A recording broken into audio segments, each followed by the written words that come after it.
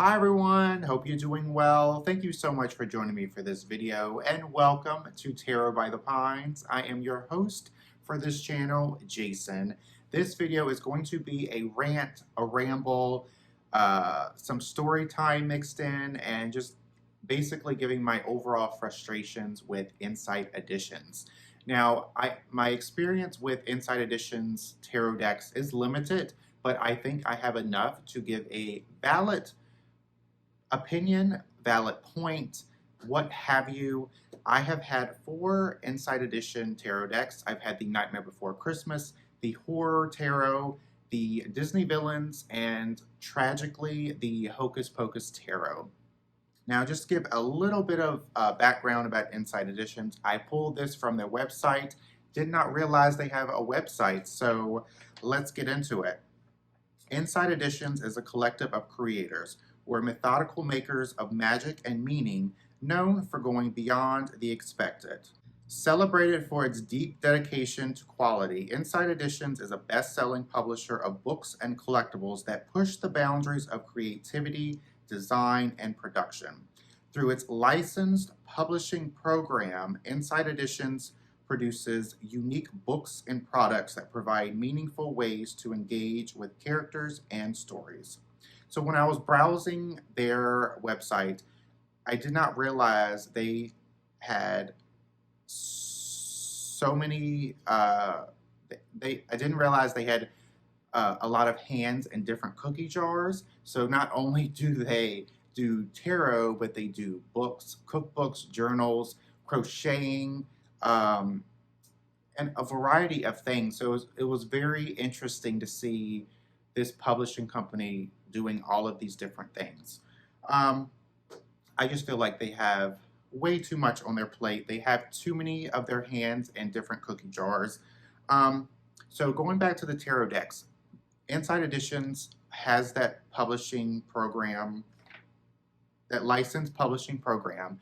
They have a variety of brands, franchises such as The Lord of the Rings, Alice in Wonderland, Nightmare Before Christmas, Star Trek, Stranger Things. So they have all of these franchises, I guess, or brands that there is a devoted fan base that belongs to them. And unfortunately, I don't know if it's intentional or not, but Insight Editions are creating these things and they know that there are devoted fans to these brands, franchises, and they will eat this stuff up. And unfortunately, the tarot decks, in my opinion, are very lackluster. So, let's go into a little bit of story time here. So, one of their latest decks was released this month in July called the Universal Monsters.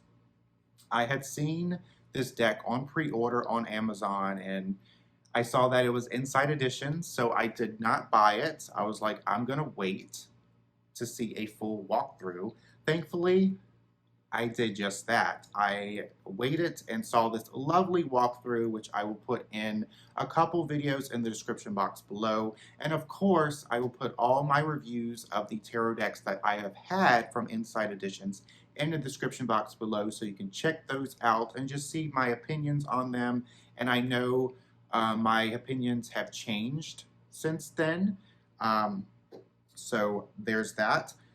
So this video is going to be harsh, but I am not discrediting the creators, the illustrators, the artists, whoever. I know it takes a lot of time, effort, and money to create these items. I just feel like it is very lackluster in the execution of these wonderful, wonderful ideas and these wonderful brands that deserve better. Let's go back to the Universal Monsters tarot deck. So I was really excited about this because it has Dracula, Wolfman, Invisible Man, Frankenstein, has all these classic horror monsters. So when I saw the walkthrough, the major arcana was just fine, but when we get into the minors, there was a lot of confusement, if that is a word, which probably isn't. So it's divided up into 4 C's. So castles is pentacles, crypts is cups, claws is swords, and candles are wands. I really like the idea of having these different types of suits being renamed because it fits the theme of that gothic horror that is the Universal Monsters. Particularly the claw suit was really interesting where it just features all these different claws up close, which, cute idea, but very bad execution. I don't understand. It just really makes it hard reading that tarot deck as well as the other inside editions such as the Stranger Things, which I think one of the suits was ice cream scoops. So each card actually had scoops of ice cream building up as you go through the suit, and that's all that it was. Don't know how you could read that as a tarot reader, and for a beginner, oh my gosh, that has to be really frustrating, really confusing. So going back to the Universal Monsters, I like the idea of having the suits renamed to fit the theme, but the very execution of these is very lackluster. It has a lot of pips, but it has a couple different fully illustrated cards spread out. And the castle suit, you guessed it, folks, it is literally pictures of different castles. Pictures of different castles. That is it. So I will definitely put in a walkthrough that I saw in the description box below so you can check that out since I do not have that deck in my possession and I will not. Before I get into it, let me go into some of the pros I have about Inside Editions tarot decks. The main pro I have for these tarot decks is actually the box. It is a very sturdy, hard box. It opens up like this, and you can keep your cards in here with the ribbon to pull it out. I really like to keep my cards in their boxes, so this is a winner for me. I love how there is quality in the box itself. The other thing I really like is actually the card stock. This is not the full deck, but it's a matte rubbery finish. So for someone who doesn't riffle shuffle, I do over the hand. It does work really well. And I just really like the overall feel of this like rose petal, I guess, matte finish with a little bit of rubberiness to it. It's not stiff at all. It's not going to be stiff as bricks or hard as bricks. So I really like their cardstock. And another thing is that these decks are affordable. For the Disney villains, the retail price in US is $24.99, and of course for Canada, just add, I guess, $10 or $11 to that. And the average price of these decks fluctuate between the 24 and the 27 now, but they are very affordable mass market produced decks. So that's one really good pro for this type of tarot deck. Another thing about the majority of these decks is the actual major arcana. They are fully realized, fully fleshed out illustrations of the major arcana, which I really like. So the major arcana is fully realized, fully fleshed out, unlike the minor arcana. Let's get into it. Let's dive into it. So the minor arcana. Okay. So here are the sword suits. I love the overall sword suit in general, but when it comes to Inside Editions, regardless, the minor arcana is severely lackluster. So we hear it's getting a little, it's pippish, very generic. See here, it has a character and it has the 4 swords. So it is fully illustrated in a way. Sure, Jan.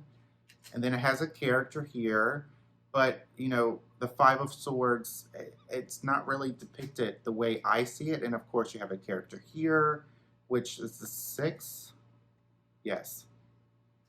But it's not fully fleshed out, I feel. There's the 9, and then there's the 10. So there's a mixture of pippish, pip cards, and seems to be like fleshed out minor arcana. And of course here are the court cards, which are fine. Going into the Cup suit, I think this is one of the worst suits in the Disney villains. See, very pippish. Have a character here with 4 cups, it's okay. Then we're going back into pips.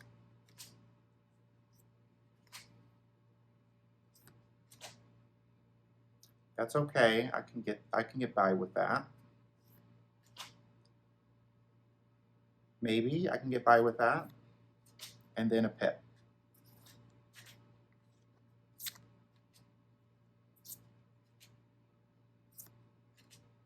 So clearly the Minor Arcana is the biggest con that I have, and I feel like a lot of people have. It's just, if Inside Editions is going to do this back and forth, I don't feel like their consumers are going to keep buying their decks, because I don't feel like it is a very cohesive way of doing a tarot deck. Either you stick to being a pip deck, or you stick to being a fully illustrated deck. And another con to me is their marketing, which I've noticed in their website that has changed. But on the Disney Villains deck box, it says includes a fully illustrated 78 card deck and 128 page guidebook. So if I go back on their website, they have changed their marketing to featuring both major and minor arcana.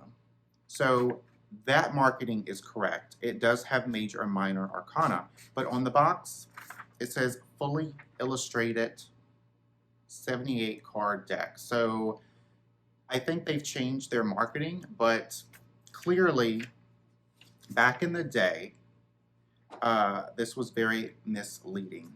So my final con, which is a pro and a con, the guidebook. It is going to be a very generic guidebook.